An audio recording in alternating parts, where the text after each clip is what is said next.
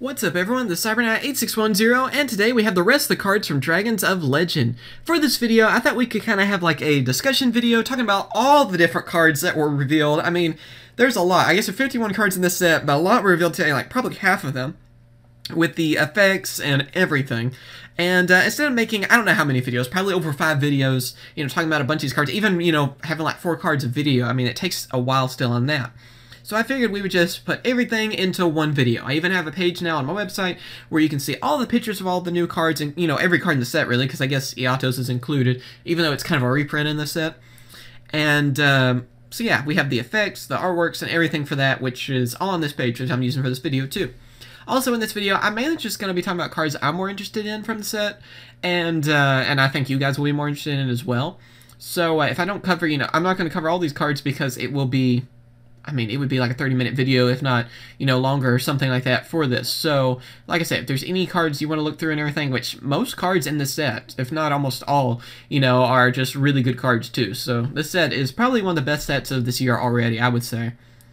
Alright, so here we go. First off, we have Legendary Knight Timaeus. This, of course, is a card we've known about for a while, but we finally have the effect and everything. It is a light warrior, level 8, 2800 attack, 1800 defense. It cannot be normal summon or set, must be special summoned with Legend of Heart. It cannot be special summoned by other ways. When this card is special summoned, you can target one face-up spell card on the field and banish that target. When this card is targeting for an attack, you can target one spell card in your graveyard and set that target. Lots of targets. I'm about to say, how many times am I going to say that word in this effect? Anyway, yeah, it's kind of what I expected it to be. Seems pretty cool. It's another one of those cards that... that I was kind of wondering how they would make it into a real card. It's one of those things like with the Valen armor cards. I know a lot of people were wanting those. Was it Valen? Yeah, it was Valen. And, you know how he had the different armor piece stuff. I know a lot of people were wanting those in the card form, and I always thought, well, how would they make those into actual cards? It's just because they actually wear the armor and all that. It's Yu-Gi-Oh! In the anime. Sometimes it doesn't necessarily, make sense in the card game itself. So I was kind of wondering on Timaeus as that as well, or Legendary Knight Timaeus as well. And it seems like this is a pretty good effect for it. That last part of its effect is what's really cool, is how you're able to target a spell card in your graveyard and set that target. So, yeah, that's actually pretty good. You can get any spell card you want, just able to set it. That's a pretty awesome effect. So, yeah, I can't wait to try this card out. I'm still, hopefully Yu-Gi-Oh! Pro will update, because that's the main thing I use for a lot of the duels and testing that I do. So, hopefully soon they're going to add all these cards, because I'm really ready to build something around Timaeus. And then, of course, like a Dark Magician Timaeus deck and stuff, too. We already talked about Ross Disciple, Curry Bandit, Mathematician, and all the hand cards. Guardian Dread Scythe, or Death Scythe, whichever one you want to call him. There's Carbodion. I think it's Carbodon, I think. I don't know. I want to call him Carbongeddon because I thought that was his name in GX. I guess I'm wrong. Because I thought, like Oxygeddon and Hydrogeddon. But whatever. Anyway, it's actually a pretty cool card. I guess this is the one that Bastion used, if I'm not mistaken on that. Anyway, it is a, let's see, 800 attack, 600 defense. It's a dinosaur card. And, let's see, level 3. And its effect is during damage calculation. If this card battles a fire monster, it gains 1000 attack during damage calculation only. You can banish this card from your graveyard to special summon one level 7 dragon type normal monster from your hand or deck and face up defense position. You can only use the effect of Carbodion once per turn. So yeah, the first part of the effect is kind of I mean, it has to be against a fire monster first, and it just gains 1000 attack, and then that just makes it 1800, so it's alright, but not really anything too special. The second part is the effect that I like. They're able to banish this card to the graveyard, and then special summon a level 7 dragon-type normal monster. That can actually come in handy. I can actually see something like that actually working out, so that's the part of this card I actually like. I'm mainly just glad it's another one of those cards I was kind of hoping would be printed. I mean, Bastion used a lot of really cool cards. He was one of my favorite characters from GX, and he had like 12 different decks that he used or something. I forgot the exact number. I love that episode too, where he had like all of them strapped to his chest, like all different decks that he uses. It's crazy. GX was freaking crazy. But yeah, I'm glad they printed this card. It's actually pretty cool. And that second effect, I can see that actually really coming in handy. So yeah, not bad. Then we got the Blackwing cards. I believe we talked about Steam the Cloaked, but here's Blackwing Hurricane the Tornado. Its effect is once per turn you can target one synchro monster on the field. This card's attack becomes the same as that target's current attack until the end phase of its turn. So yeah, it's just able to gain the... it's able to get the attack of another monster like that. Not bad. I mean, you know, gaining like Armor Master's attack or something is not a bad thing at all, making it 2,500. It's actually kind of coming in handy. So yeah, that's another one of those that's kind of interesting. And then we have another Blackwing card. Yeah, Blackwing's actually got a pretty good mouse support. I'm hoping that they are going to do very well after this. Let's really hope so. Anyway, it is another level 1 tuner monster, 400 attack, 600 defense, and it is Blackwing Orochi the Squall. I forgot that. I know. I forgot to say the name of it at the beginning. Anyway, its effect is if you control a Blackwing monster except Blackwing Orochi the Squall, you can special summon this card from your hand. You can only special summon Blackwing Orochi the Squall this way once per turn. If this card is sent to the graveyard being used as synchro material, you can target one monster on the field and change its battle position. So yeah, it's basically an easy to bring out tuner monster, pretty easy to bring out, and then not only that, of course, whenever you use it for a synchro summon, you're able to target a monster on the field and just change its battle position. That can come in handy. I mean, that's an alright effect where you're just able to, especially a lot of those monsters that have high attack usually have a weaker defense, it seems like. So yeah, if there's a problematic monster, just switch to defense and run over it that way if needed.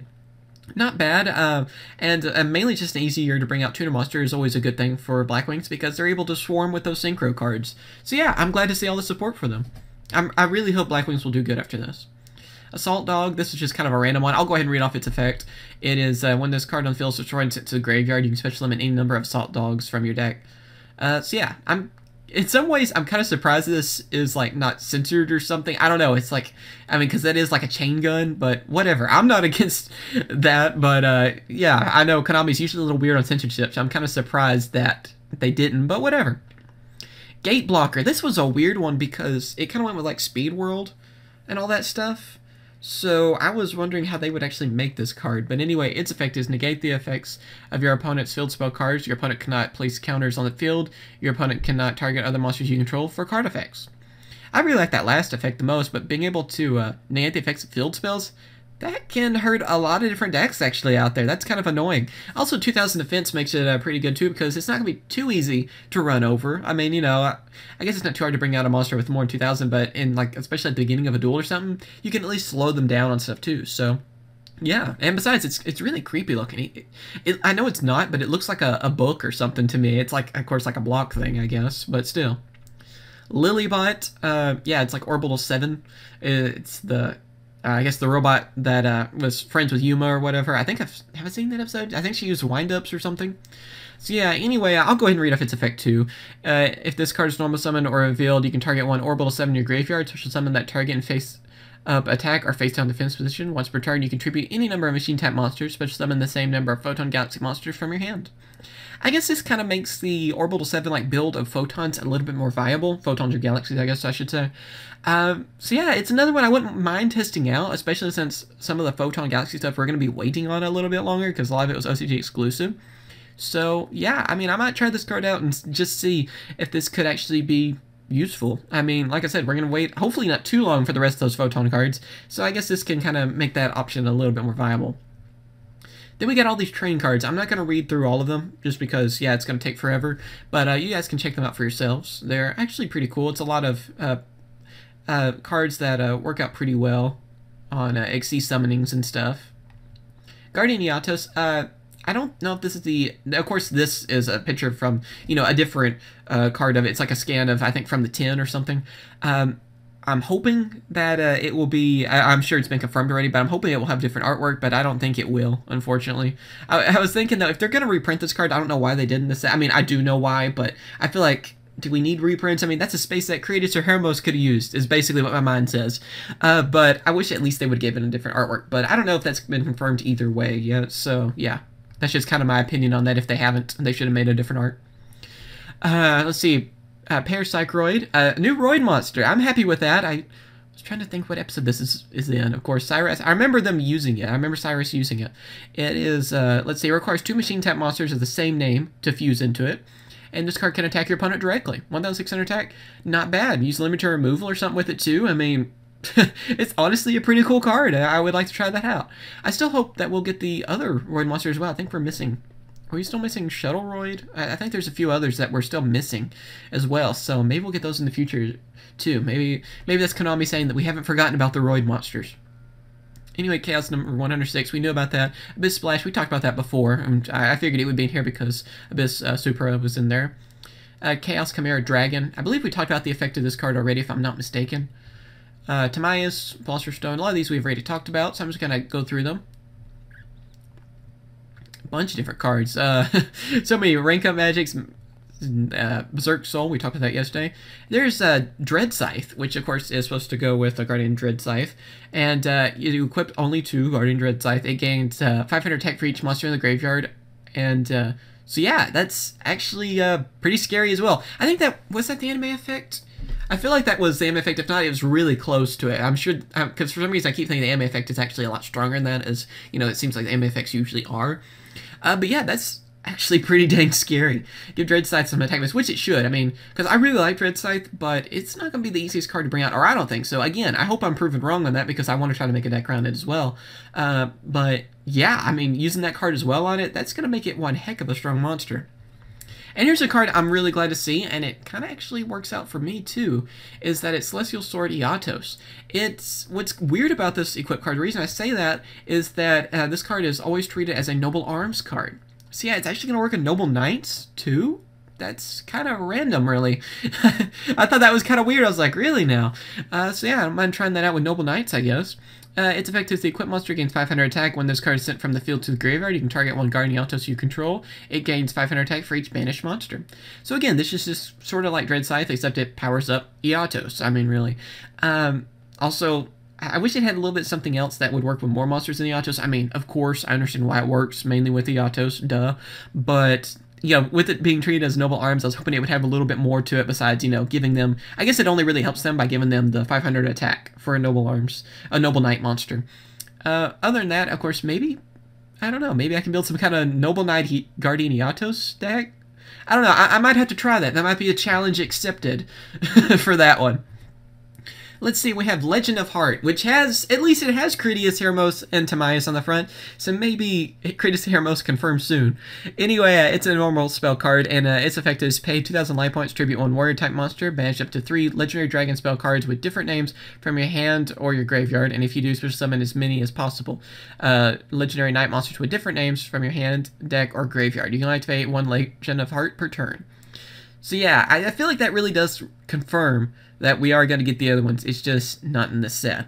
Maybe we'll even get them this year. I really hope so. I know I keep harping on about that, but I'm seriously disappointed by that. I was hoping they would be in there.